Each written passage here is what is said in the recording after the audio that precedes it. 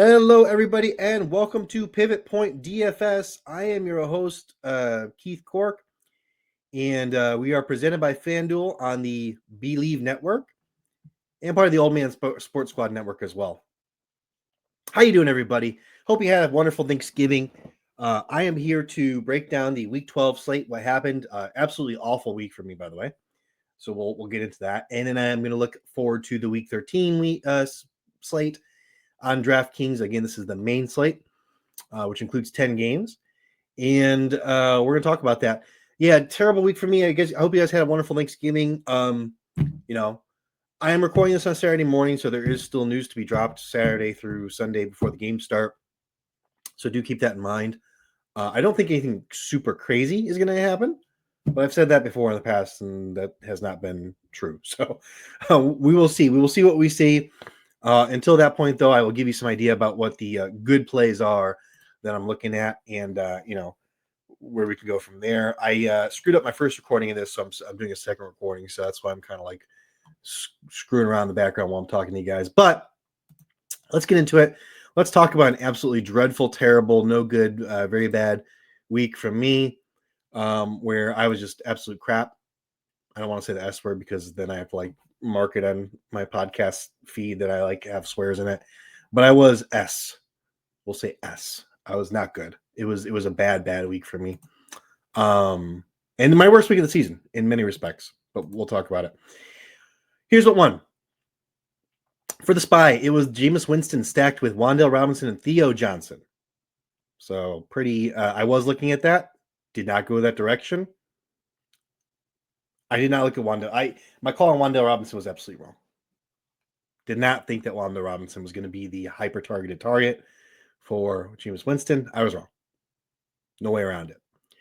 Jahmyr Gibbs and Emmanuel Wilson were the two running backs you pretty much needed this week. And, Jahmyr Gibbs had nearly 60 points.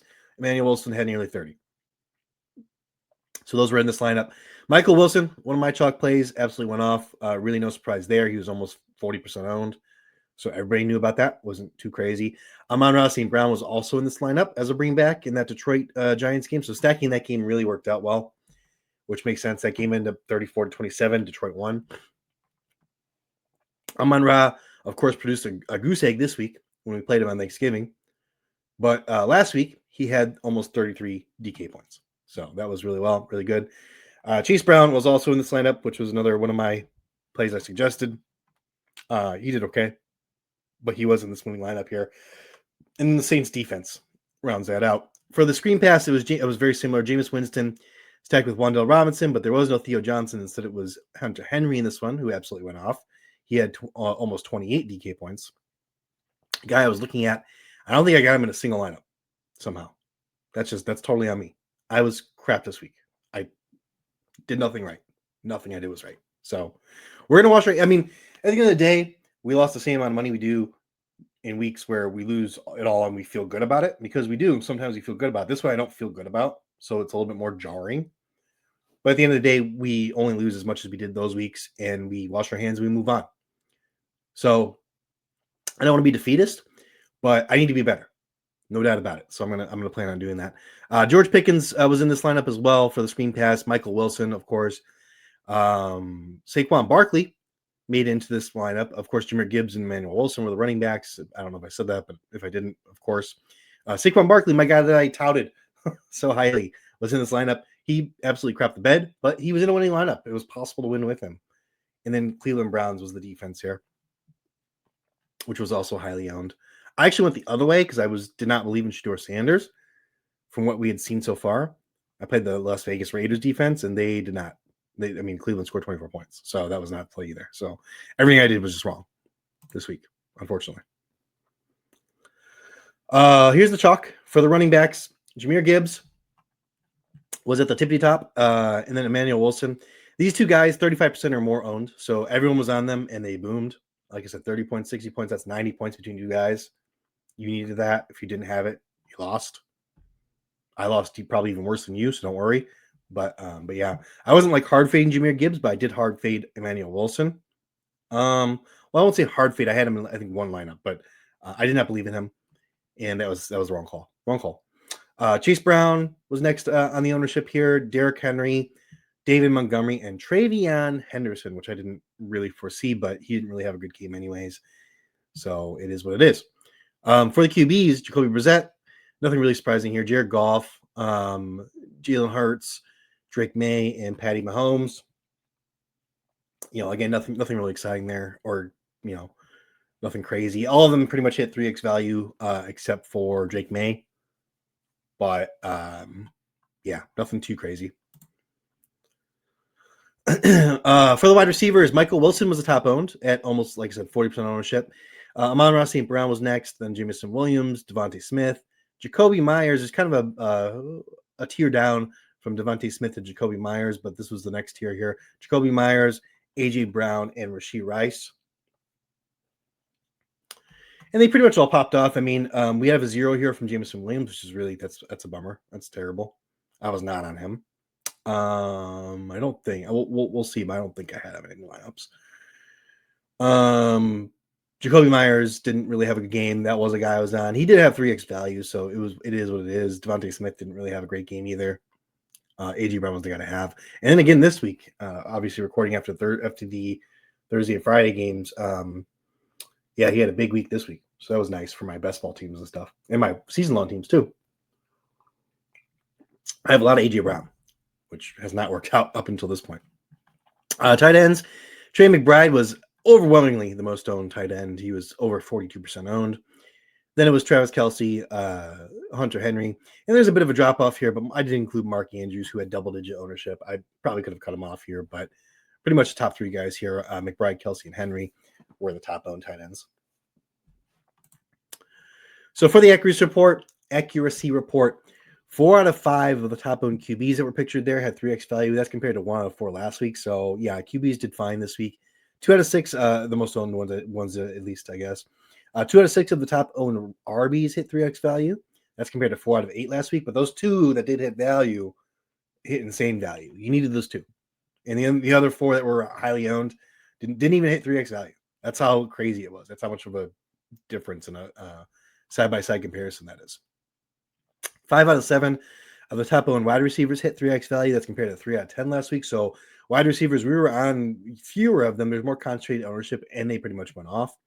So that was pretty easy this week. 1 out of 4 of the top owned tight ends hit 3x value. That's compared to 2 out of 3 last week. So a little bit harder there. But overall, 54.5% of the top owned of the top 22 picks that were pictured there had 3x value. That's the highest of the season. The highest percentage of the most owned players had 3x value or higher, which means we had high scores, which means the chalk hit. The chalk absolutely hit. Very chalky week. Not good for someone like me that's looking to, I wouldn't say always fade the chalk. I'm usually looking just for a few instances where I can fade the chalk, and I'm trying to see what the good chalk is. But my calls this week were all just wrong. And there's certainly things I can do better. So, I don't want to dwell on it too much, but just not good reads for me this week. Not good. I didn't properly animate this slide, so my apologies. But here's my chalk calls from last week. Patrick Mahomes, yes, he was a QB, a top-owned QB. Jacoby Brissett was. Jalen Hurts absolutely was. Bijan Robinson was not. He was only 11.94% owned. He was 7th in ownership. So not too far off from the chalk. I wasn't too far off. but he was not technically chalk. Jahmyr Gibbs, yes. Saquon Barkley, no. Chase Brown, yes.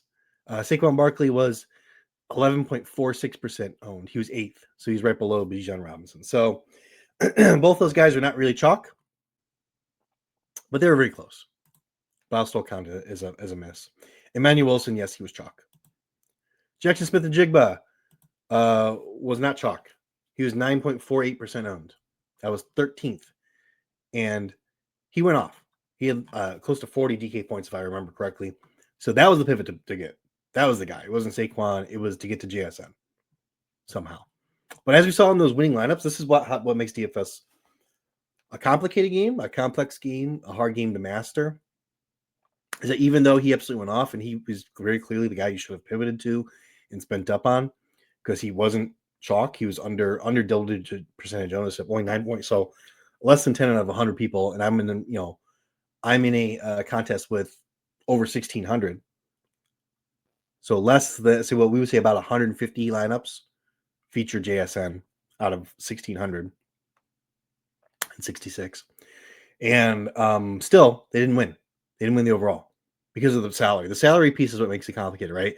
Because you couldn't fit in the other pieces that you need with that salary. Theoretically, maybe you could have, but nobody did. There's many different combinations that you can have in this game, even with the salary cap. And nobody had it. So I'm on Rusty Brown. Yes, he was chalk. Rashee Rice was chalk. T. Higgins. God, I did this a little bit of a rush, so I'm sorry. He was not chalk. T. Higgins was not chalk. 9.6%. If people are looking on YouTube, it's a green circle. It should be a red circle. I missed on this one.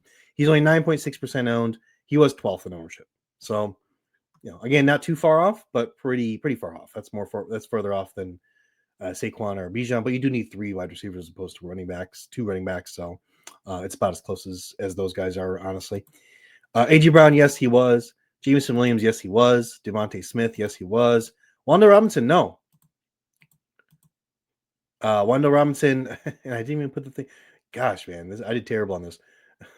Jeez. Anyways, Wanda Robinson, he was about 8-9% owned. I think 8.5 or so percent owned. Michael Wilson, yes.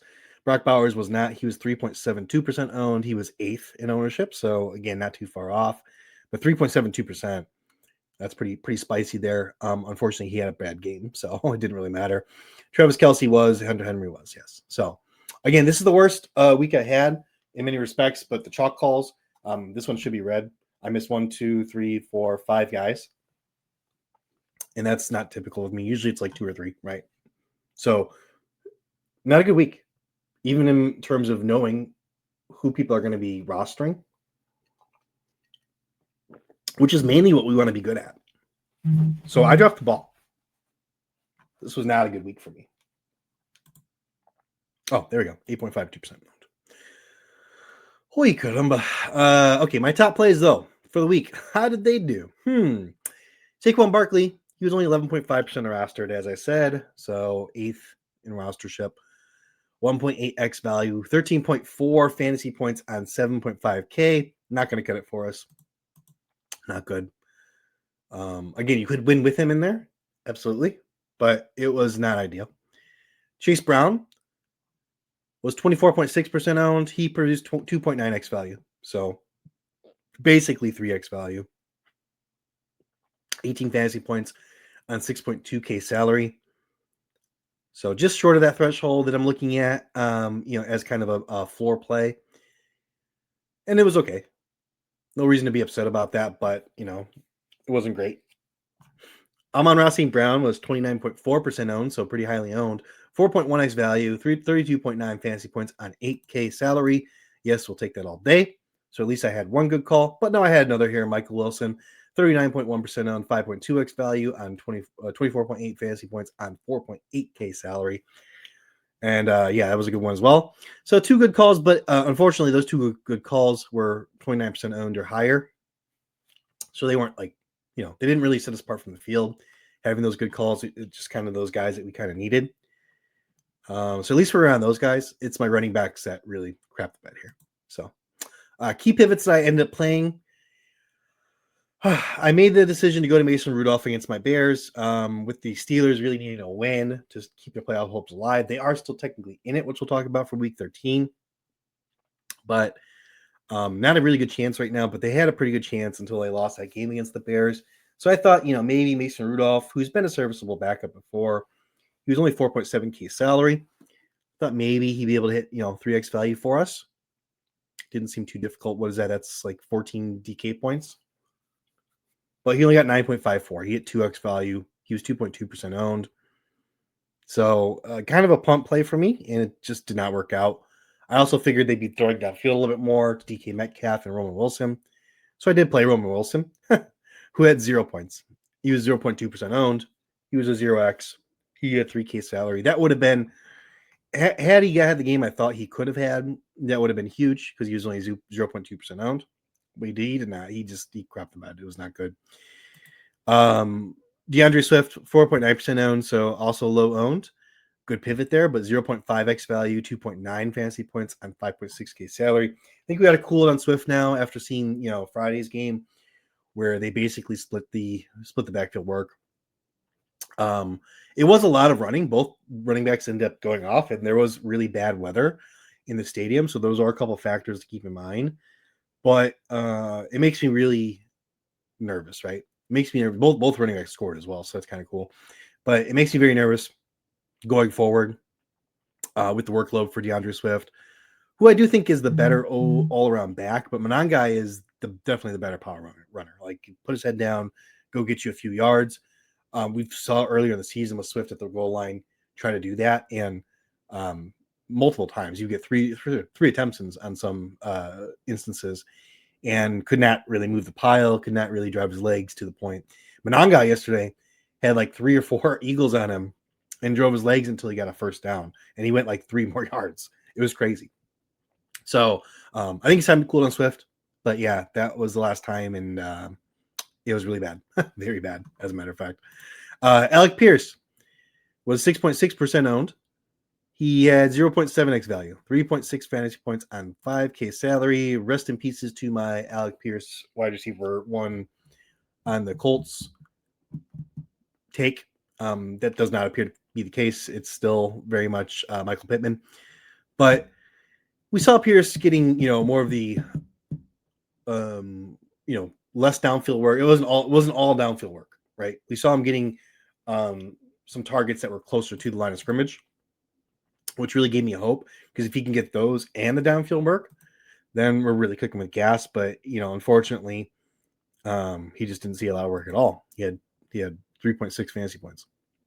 I'm not sure how many targets he had. That's a good question. Actually, let me take a look at that. How many targets did he have last week? Let's take a look real quick. Because I am somewhat interested in him again this week, but just given what happened, I don't know if I can go back to him. But he did see, 2 targets, just 2 targets. So that's pretty rough. Yeah, Roman Wilson was really bad.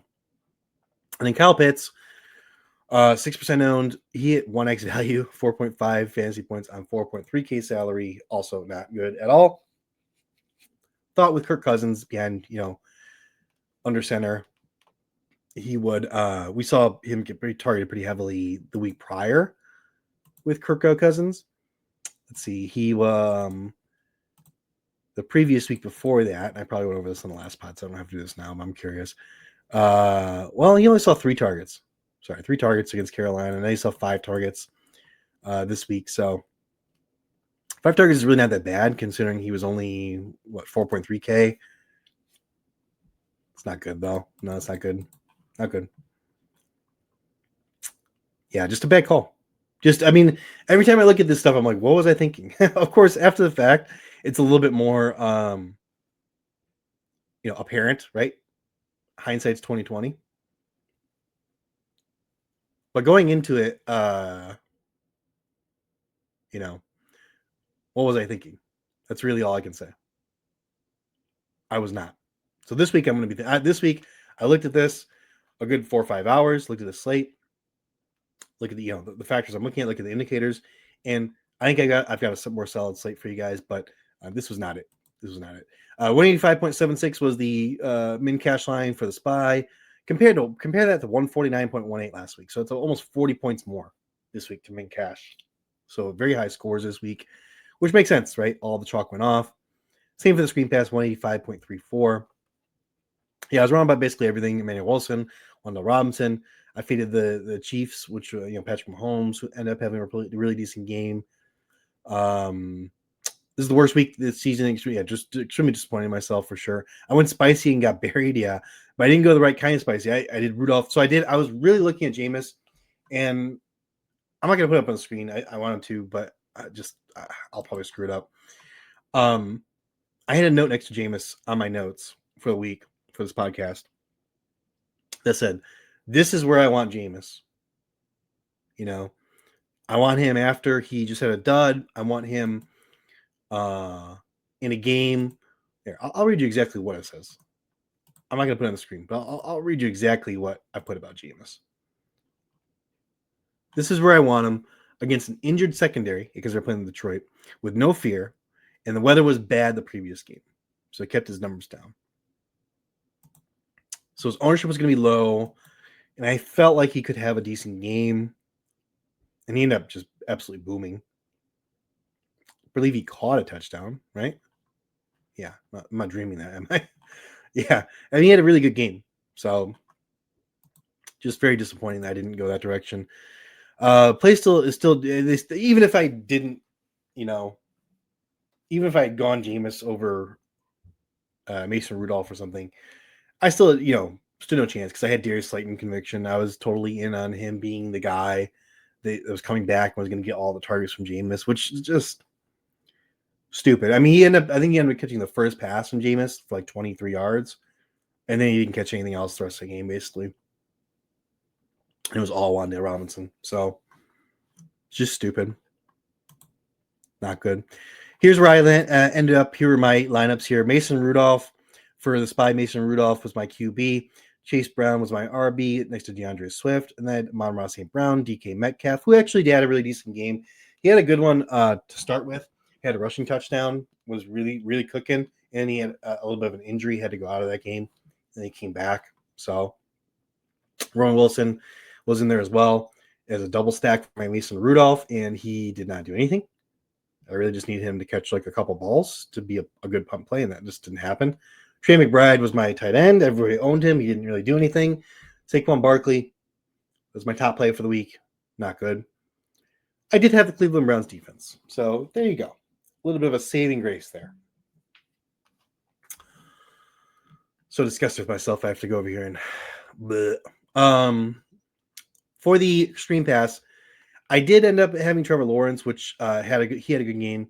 I was thinking about, if you recall, stacking that Jacksonville Arizona game a little bit, and I like that Jacksonville side. I did go with Jacoby Myers, who had, he did okay. He had 3x value basically. Chase Brown and DeAndre Swift for my running backs though, so that's just not going to work.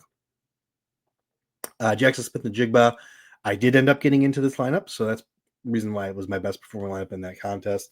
I had Amon-Ra St. Brown, and of course I had Kyle Pitts. No good. I had Michael Wilson, who did well, and I had the Bengals defense, which ended up doing very well against the New England Patriots, and it was low owned. But yeah, they did well as well. But I was 13 points from the no, I think 15 points actually, 16 points from the min cash line in the Screen Pass. In the spy, I was like 60. It was not close at all. So week 12, we lose the whole nut, 145. Overall, we are still up 2-10, which is nice. We are still playing for free, which we'll take. So all hope is not lost. We can still have a good NFL season. We are still having a good NFL season. We're still profitable DFS players, which many, many, many people cannot say. So we squash that and we look to next week, right? We squash it, throw it in the trash. We move on to bigger and better things because we can, and because we will, and because it will be glorious. I don't know why I said it like that. Anyways, week 13. Who's gonna be the chalk? The chalky chalk. For the QBs, it's gonna be, looking at my crystal ball here, Mr. Justin Herbert. Justin Herbert against the Las Vegas Raiders. It's a good matchup. Big game in terms of the playoff odds. If the Chargers win, they're a 65% chance to make the playoffs. If they lose, they're about a 37% chance to make the playoffs. So, big game for the Chargers this week. I get why people would be on them. Obviously, the Raiders have been pretty bad against run and the pass game. I'm personally not going to end up on Justin Herbert. He's 6,500. I think there's some QBs that are a lot cheaper that have the same upside. to be honest. I mean, Herbert had an amazing start to the season, but he's since really cooled off. Let's see. He had he had 30, almost 31 DK points to start the season. And really, ever since then, he's been pretty quiet until week 7. He had 32.9. And then he followed up with a couple of really decent games in the mid-20s. Last 2 weeks have been absolutely dreadful. So I'm a little surprised that people are going to be all over him. It seems like he's probably going to be one of the top 3 owned QBs on the slate, if not the top. Because usually there's some recency bias, but it doesn't seem that's the case here. I mean, yeah, I could see him. Obviously he had a good game against Tennessee, who's not a very good team. He had a good game against Indianapolis, which is more of a pass funnel defense. Miami, he did not have a good game. Washington, he did not have a good game. Washington, everyone's tearing up that secondary. Giants, he did not have a good game. Last time he played the Raiders, he did not have a really good game either. He had 19.78 DK points. That was early in the season. Obviously, a lot has changed since then. And it feels like this Raiders defense has probably given up a little bit more. So I think he could be decent. Maybe we project him for something like 23, 24 DK points, which, gets him definitely 3x value, close to 4x, but it's okay. It's not bad. I probably won't end up with him, though, because I like the running back. I like Kamani Vidal too much. Kamani Vidal, sorry, too much. Another chalk play at QB is going to be CJ Stroud. Come on, guys. Come on, man. Take this away. Okay, QB, CJ Stroud. Coming back from that concussion against the pass funnel defense. And this is also a big game for the Houston Texans. If they win, there's a 64% chance to make playoffs. If they lose, they're about a 32% chance. So basically the same thing as the Chargers. Back against the wall. Need this win. Pass funnel defense. I mean, he's definitely less enticing than Justin Herbert. He doesn't have the same ceiling, but he's also $1,500 cheaper. So I think I will have some CJ Stroud just because I think spending down on QB makes sense on this slate. If we just look at the QBs, just kind of line them up by salary. I mean, there's plenty. There's CJ Stroud at 5,000, Tua at 4,900. Kirk Cousins at 4,800.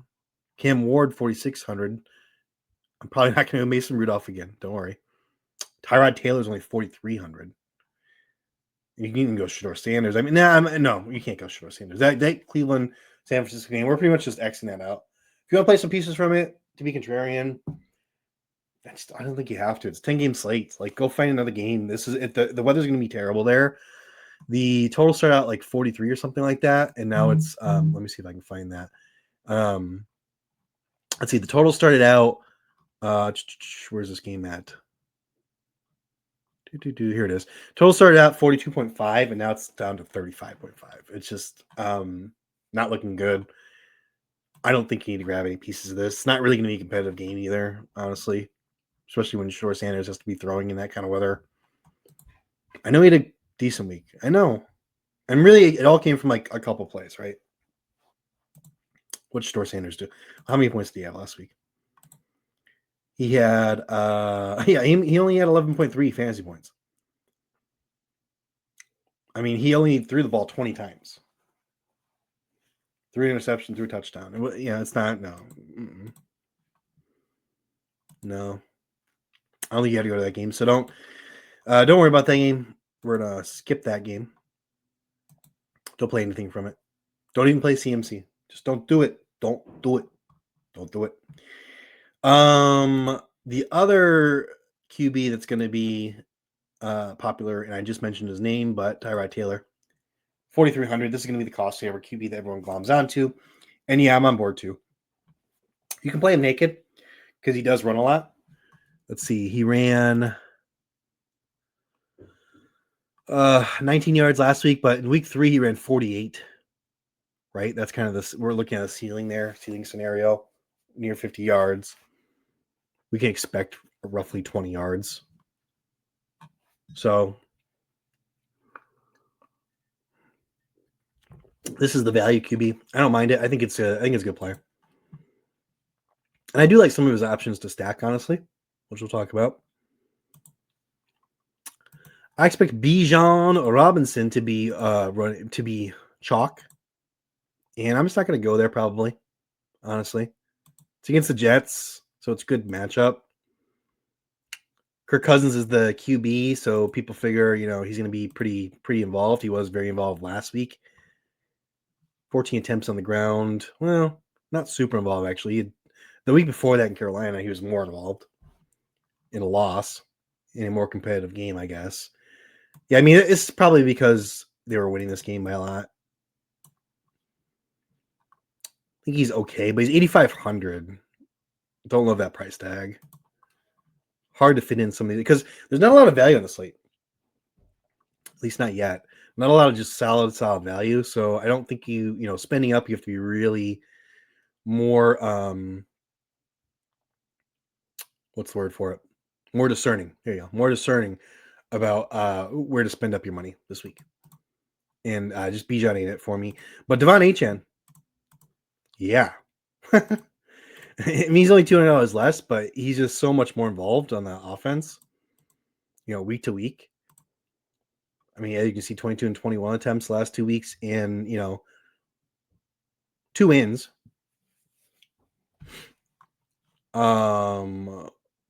Two competitive games, I would say. Didn't score any touchdowns last week. We scored 2 the week before. Put up 43 DK points. I mean, you can pretty much chalk man. You can pretty much, guarantee yourself 25 to 30 DK points. I think it's a very easy floor for Devon Achane, especially against the New Orleans Saints defense that isn't necessarily good against anyone. So, yeah, Devon Achane going to be chalky. I'm on board with it. Breece Hall is going to be somebody that people glom onto as well. I'd rather take the Tyrod Taylor side of it. I mean, you can stack Tyrod Taylor and Breece Hall. Not ideal, and it's not going to yield any good results like Sims and stuff like that. But Breece Hall, still very heavily involved.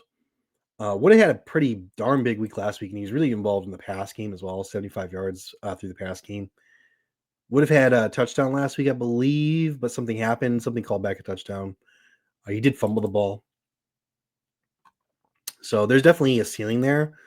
But the floor is what kind of turns me off here. As you can see, 8.4 points in week 11 against Patriots, 7.2 against Carolina, 5.9 against Denver. 5.8 against Buffalo, which should have been a good spot for him. I mean, they're going against Atlanta. Atlanta's defense has been just in shambles for a few weeks now. So I see the vision. I'm not in love with it, though. I'd rather go Tyrod Taylor in that scenario. One I do like, though, Kamani Vidal. There's no Marion Hampton. We were all expecting Marion Hampton. I actually dropped him in one league. I think it was my family league, because I expected Marion Hampton to come back, and I saw somebody out there I really wanted to grab. And, yeah, bummer for me, because he gets to go up against a pretty weak Las Vegas Raiders defense here. And honestly, I think the ownership is going to be relatively low compared to some of these other guys, because he had two out of the three last weeks. He really dudded. He had a really, really bad game against the Titans and against Jacksonville. Especially that game against the Titans is what's going to stick in everyone's mind. So, people are going to be reticent or resistant to rostering him. So maybe you get a little bit of leverage there. I think you do. I think there is leverage to be had here. So I like Kamani Vidal. I do.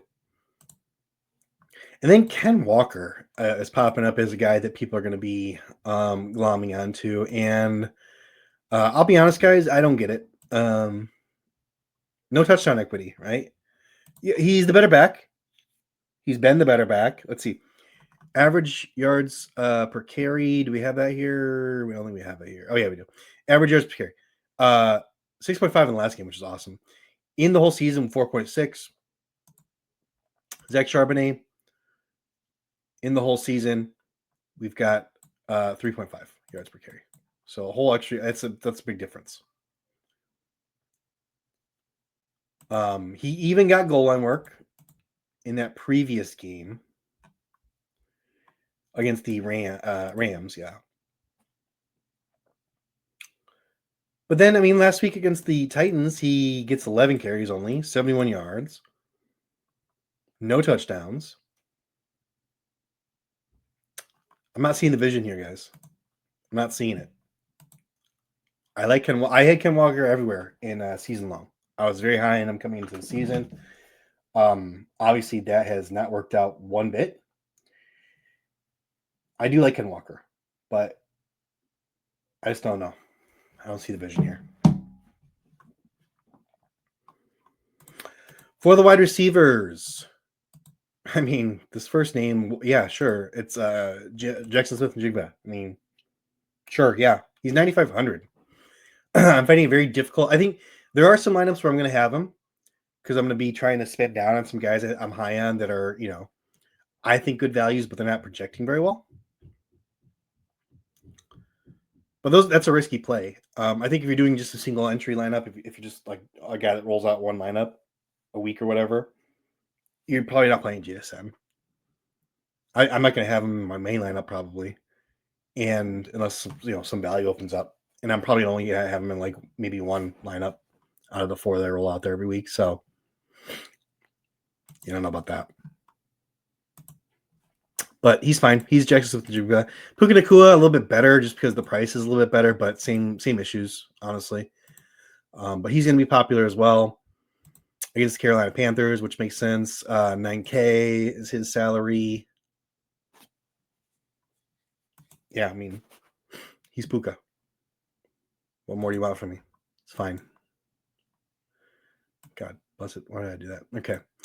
Jalen Waddle is someone I'm definitely interested in. Going up against the Saints. Of course, I want Devon Achane, so it's going to be difficult for me to.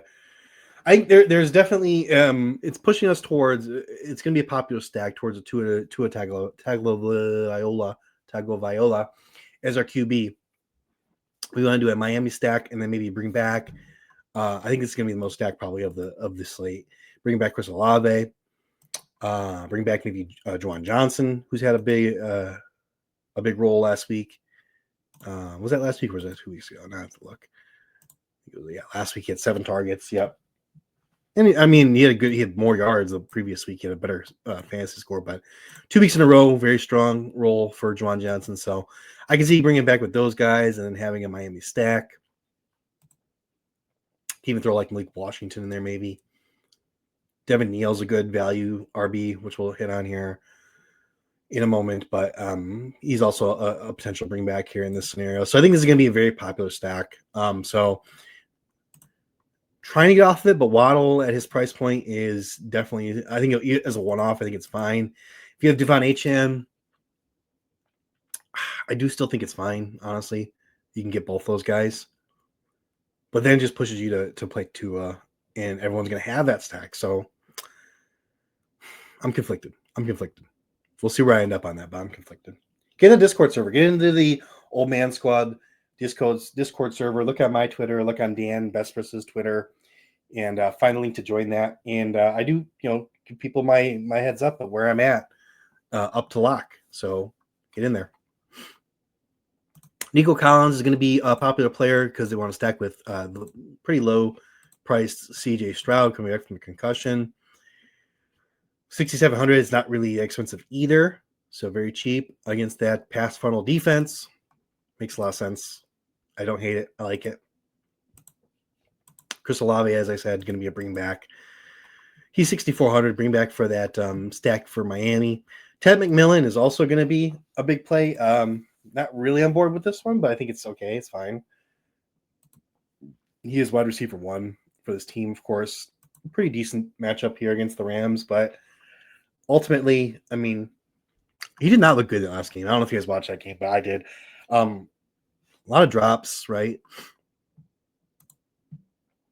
He had 7 7 targets, only caught 2 of them. Usually they're really not been the case all season. He's caught a very high percentage of his targets. Something did not look right with him though, like his hand or his wrist or something. I don't know, but something did not look right. He was not catching these balls he normally does. So I'm pretty iffy on that, honestly. But he's going to be highly owned supposedly. Tyler Warren at 5,200 as another potential bring back in those against those Houston stacks. Obviously, you can go Michael Pittman, you can go Alex Pierce. But TJ Warren's going to be the most popular bring back option.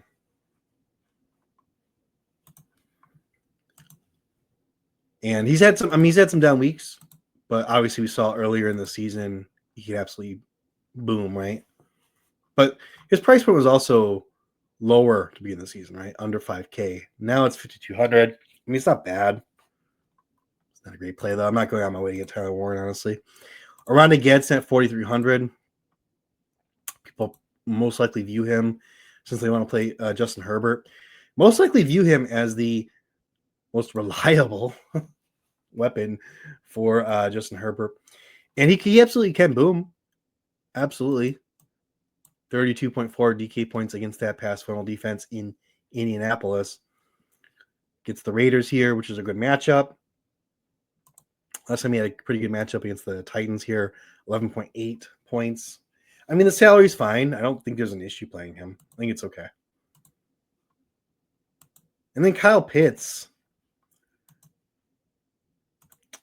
Yeah, I don't think I'm going to fall for this one again. Not only do I fall for it in DFS, I fall for it in season long every year too. I was off Kyle Pitts, and I was like, oh, in best ball, I have like so much Kyle Pitts. Like seriously, it's like 30% or something, 35%. It's really high.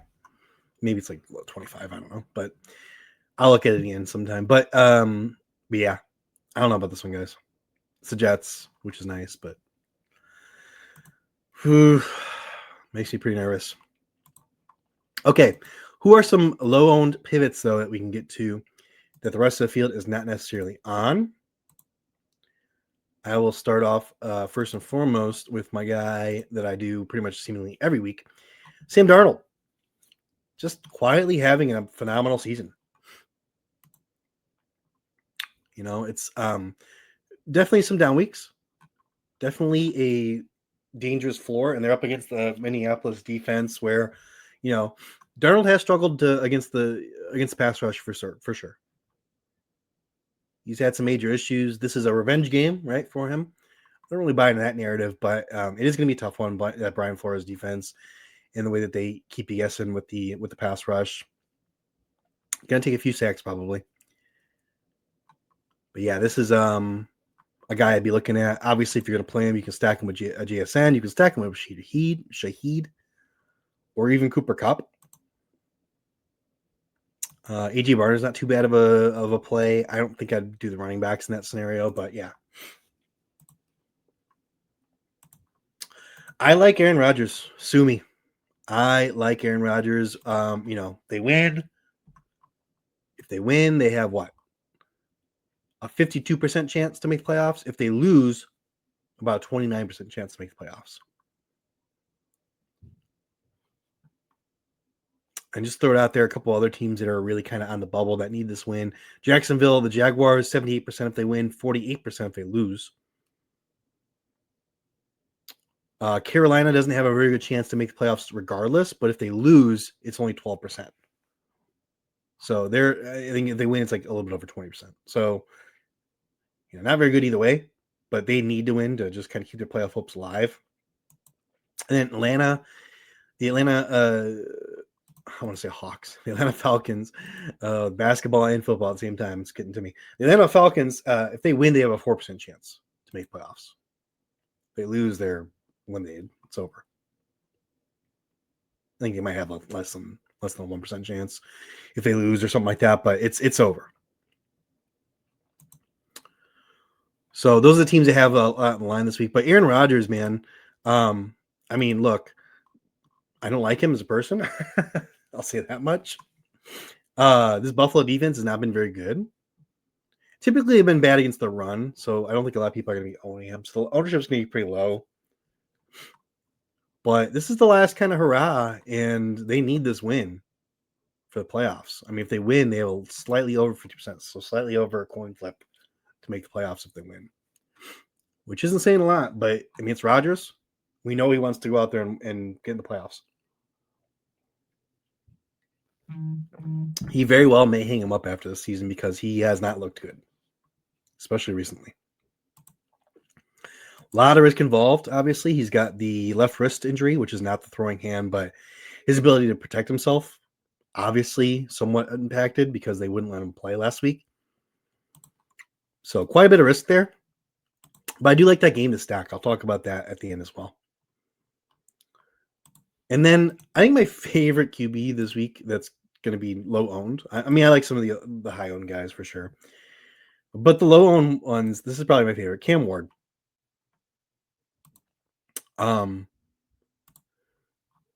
Recent update here. Texans interim head coach Mike McCoy said Cam Ward rushing in week 12 was next part of his growth. Next part of his growth is his rushing as a QB. And as we see, he had 37 yards. He had 33 yards one before that. So there's rushing upside here in Cam Ward, young guy, against a Jacksonville Jaguars defense. Not the best matchup in the world, but not a bad one either. Threw it 42 times last week in Seattle. 42 times. Only complete 28. But that's a lot. That's a lot of throws. 256 yards, a touchdown. That was against Seattle, too. I don't know. Cam Ward, highly touted, maybe turning a corner. I don't, they simplified the offense for him, and really he's been performing pretty decently since then. Was that week before week 9? I can't remember. But 14.06 last in week 11, and last week 23.94. Really good. So I like Cam Ward. Sue me. I like Cam Ward a lot. For the running backs, he's so close to being one of my top plays for the week, but I'm finally going to be that guy. I'm going to be that tout, and I'm going to say James Cook. James Cook against his Pittsburgh Steelers defense. I don't think anyone's going to own him. It's not like a great matchup or anything like that. But we do expect the Buffalo Bills to come out here and win this game. I mean, it's a better matchup than people might imagine. The Steelers are hard because one week they give up like no yards. The next week they give up a ton of yards. It's crazy. Let me see. Can I actually see that in the defense here? I think I can, right? Yeah. So rushing yards. So rushing yards. 99, 105, 142, 119, 182 in week 1. Yeah. Rushing yards against. Almost 100 yards in 3 straight games for the Buffalo Bills. And then 55, 94, 142. That was the Bengals. 119, that was the Patriots. 117, that was the Seahawks. They started off really terribly. But they're not that great against the run.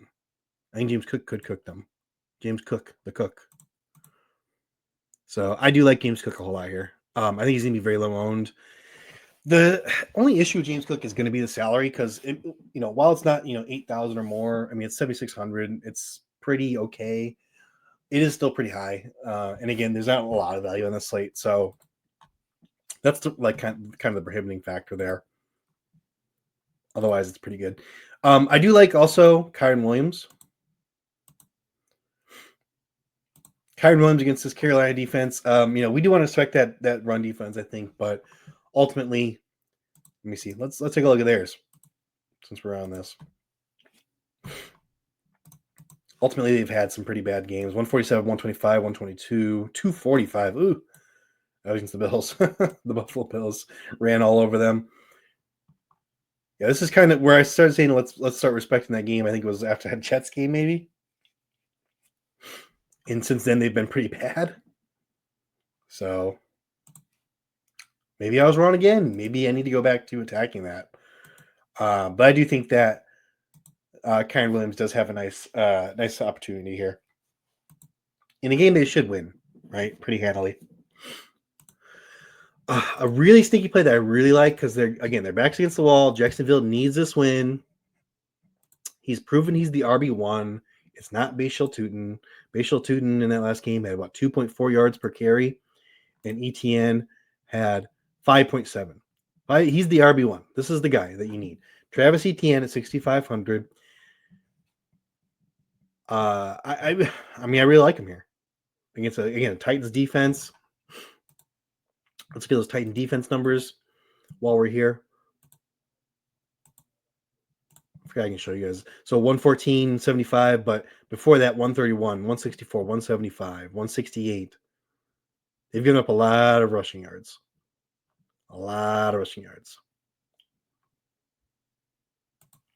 So, yeah, I do like Travis Etienne here. Very much so. He's 6,500. Again, that salary, not bad, but it's a little bit prohibitive. There's some running backs. It's like you kind of want to spend up on one, like Bijan or Devon Achane, and then you want to spend down to a Kamani Vidal at 5,700, or another guy I like is Devin Neal, 5,000. I mean, we could get some Taysom Hill, who I'd also like in this game. Taysom Hill is 2,700, and I think you need to take probably a stab at him because he might, if at the very least, he might be the goal line back. No Kamara, so they do have estimate activated, so that kind of throws a wrench into things. But Devin Neal should get the between the 20s work, I would think. Pretty much guaranteed. He's only 5K, so you kind of want to spend down at running back and then up at another running back. But Travis Etienne still looks decent. Jaylen Warren is kind of in that same boat.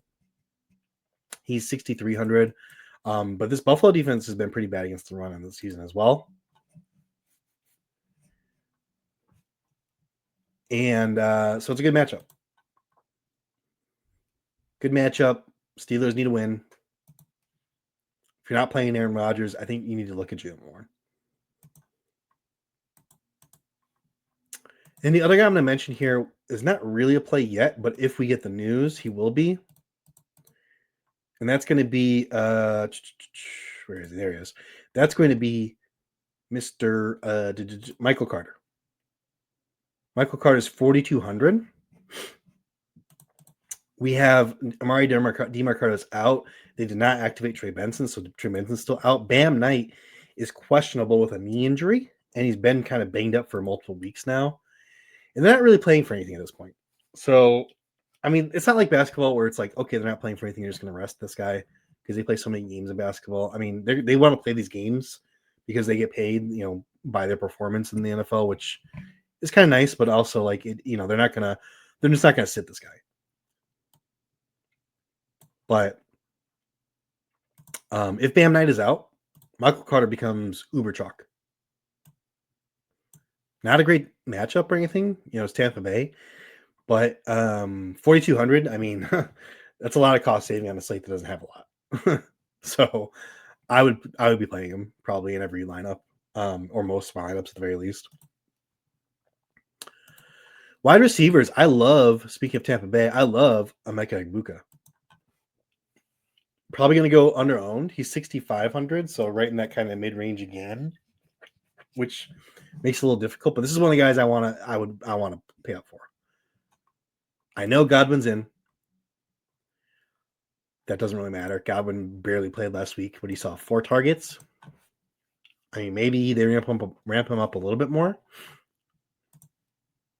The question mark here, obviously, is as well as Baker Mayfield. He's supposedly going to play, but he's going to have protective padding.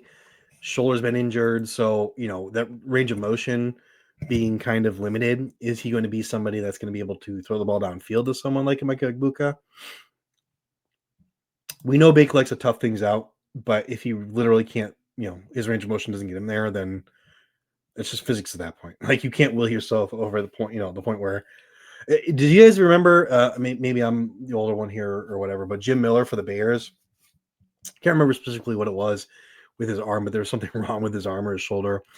And he could not throw, like literally could not throw more than like 10 yards down the field. So every single pass was like a screen pass or like within like 5 yards, like a quick slant or something like that.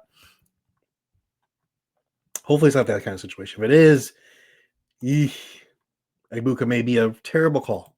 But if Baker can play to the, to the ability that we know he can play at, then Ibuka will be a fantastic play, I think.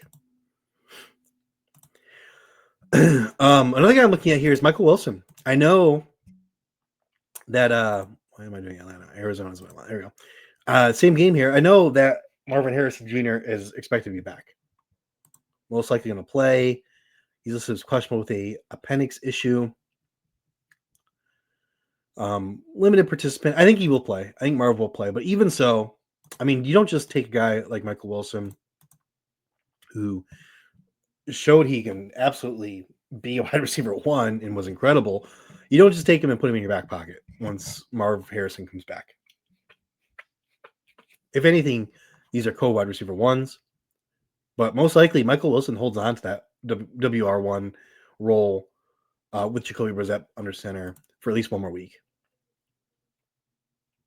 And he's 5,900. I mean, he definitely saw a price bump, but I still think it's decent. And this Tampa Bay run defense is very, very decent. So, if Michael Carter ends up being that chalk play for me just because he's going to get all the opportunity, then I'm not going to go with Emeka Egbuka.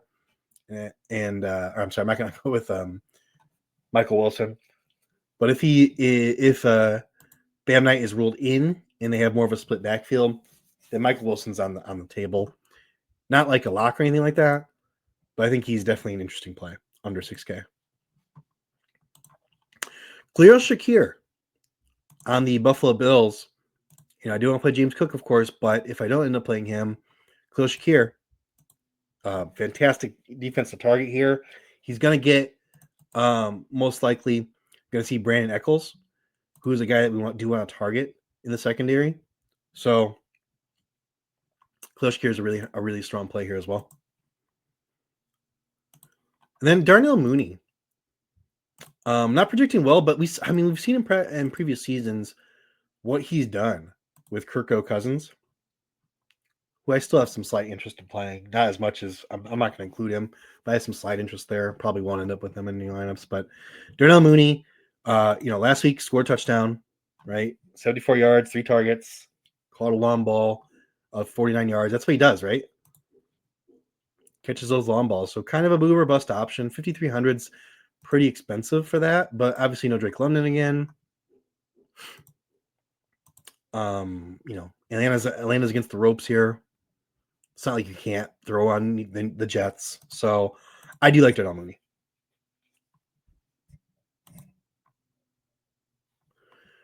A guy that's looking really good to me also. And I'm not going to get to run against him, but I think I might get to some Quentin Johnston at 4,900. Been pretty quiet, as of late. Only 3 targets last week, and he didn't score any points. So very low ownership here, but this is a fantastic matchup, of course. And we saw early in the season the kind of boom opportunities he has, nearly 25 points in week 1, 24 points in week 4. And even recently he had 15 points against the Tennessee Titans in week 9. So he does take advantage of these, even against the pass funnel, only 11 points, but still that's pretty decent. That's okay. Last time we played the Raiders, he had 16 points. So I think he's decent. Very decent guy to look at here, under 5K. Again, not a lot of value.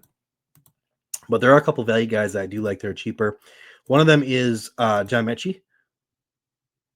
If you're going to play Tyrod Taylor, I would consider stacking him with Mechie. Mechie appears to be the wide receiver 1 in this Jets team, which isn't like a coveted position or anything like that, but he has scored 2 weeks in a row. Saw 7 targets last week. Adonai Mitchell's maybe the wide receiver 1, if you think about it. He got 7 targets as well, but he's just not catching anything. It's the same case as always with Adonai Mitchell. He gets open, but he can't catch the ball. Not to say every ball is cleanly thrown to him. Some of them are uncatchable, but still. John Mechie seems like the more stable option at 3,800. So I consider both these guys honestly, but I think Mechie is probably the one I would consider safer, and he gets to go up against Mike Hughes in this Atlanta secondary, which is a nice matchup for sure. Devon Vele at 3,500. We finally get to see a guy they traded 2 picks for be the wide receiver 2 that he was supposed to be to start the season. I don't know what happened there, but he's finally starting to get involved. 3 targets in week 10, 7 targets in week 12. 7 targets is really nice, of course. He's 3,500 now, but the snaps and the targets are coming up, and they traded 2 draft picks for him. It's a lost season. They're up against a pretty weak Miami defense on the whole of the season.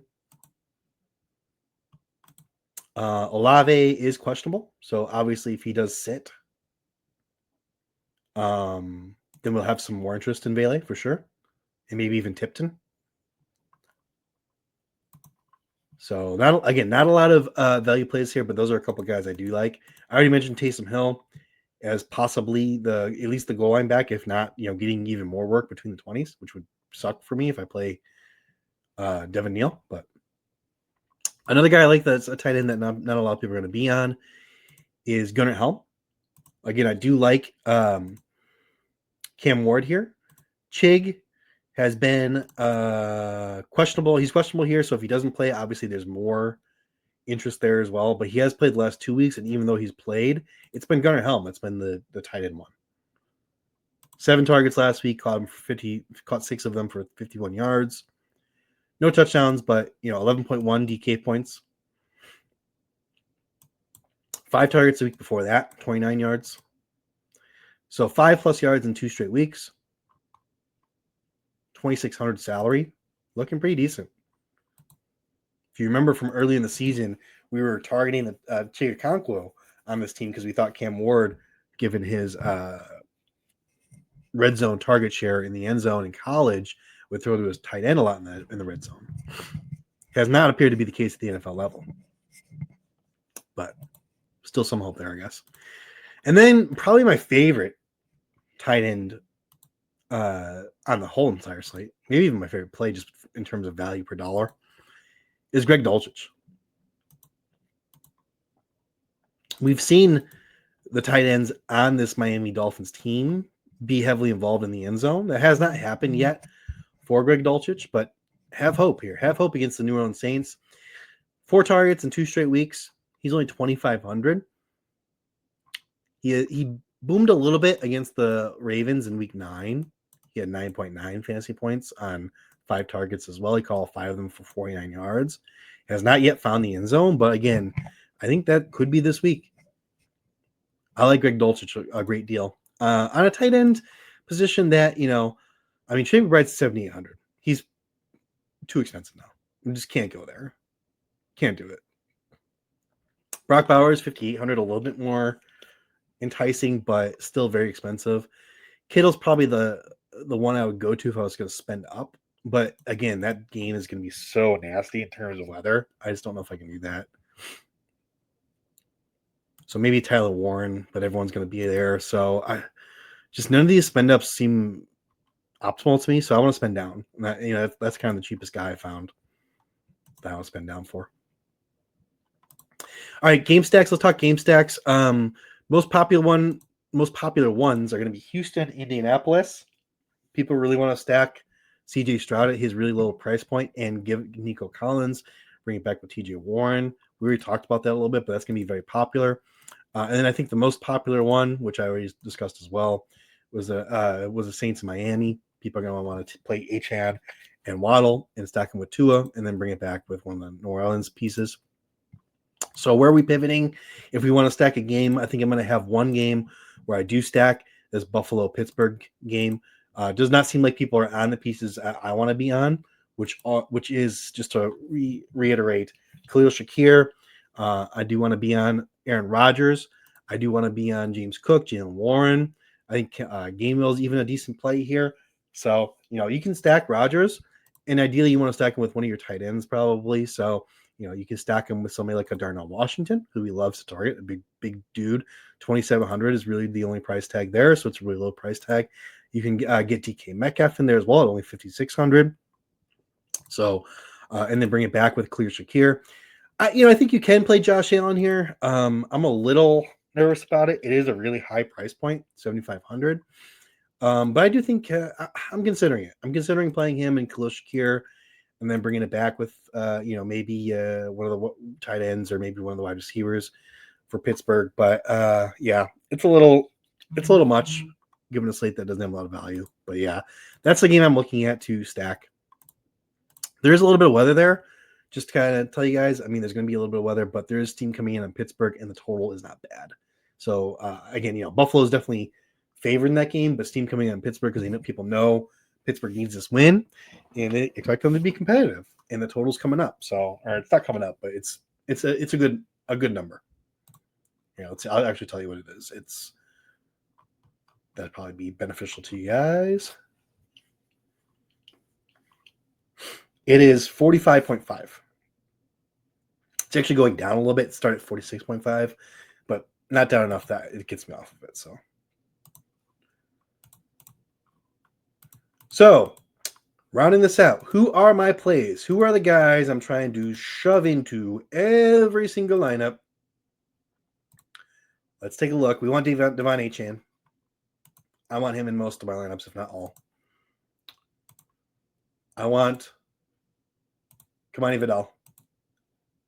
And if not all, I want him in most of my lineups. Against the Raiders, no Marion Hampton, really no competition. Yeah, I want Vidal. Or Vidal, however you want to say it.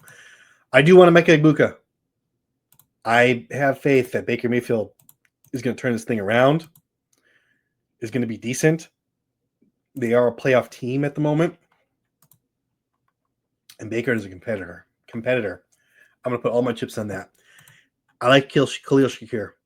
Khalil Shakir is in most of my lineups. I think the wide receiver locks, if you will, here are a little bit more shaky than the running backs. I have more conviction on the running backs. Probably going to switch up these wide receivers a little bit more, but I'm still going to have in most of my lineups Ibuka and Shakir. And then at tight end, I got to play my guy that I was high on, 2 years ago in best ball, and he really burned me, Greg Dulcich. Was with Denver, I think, right?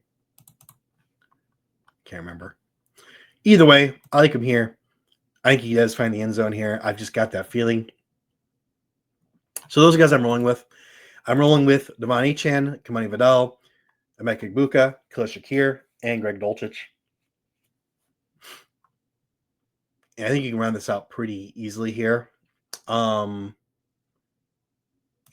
Defense.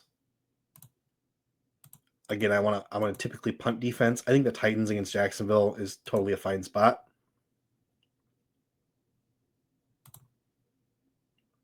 Wide receivers. Oops, there we go. I'm like, why am I seeing terrible wide receivers here? I think we stick Waddle in there for sure. I think we can probably put Tua in as well since we've got Achane and Waddle. Again, it's pushing us towards doing that, so let's just go ahead and do that for this kind of example build. And then, we can even fit in James Cook. Boom. So pretty quickly can build a very nice lineup there with those locks. Pretty easy to do. Again, I'm your host, Keith Cork. You can find me at that Twitter handle down below on Twitter. Please do find me there. Follow me. Join the Old Man Squad Discord room, and let's talk about it up to lock. Let's see where we're sitting at. Until next time, I might get you guys a NBA slate tonight. Look at this. Oh, I didn't realize that. Oh, look at that. I got the glare in my eyes. I might get you guys an NBA slate here tonight for Sunday. We'll see how that goes. Maybe not, because I don't want to be handling an NBA slate as well as an NFL slate, but maybe. We'll see. Until next time, guys, hey, go get that money.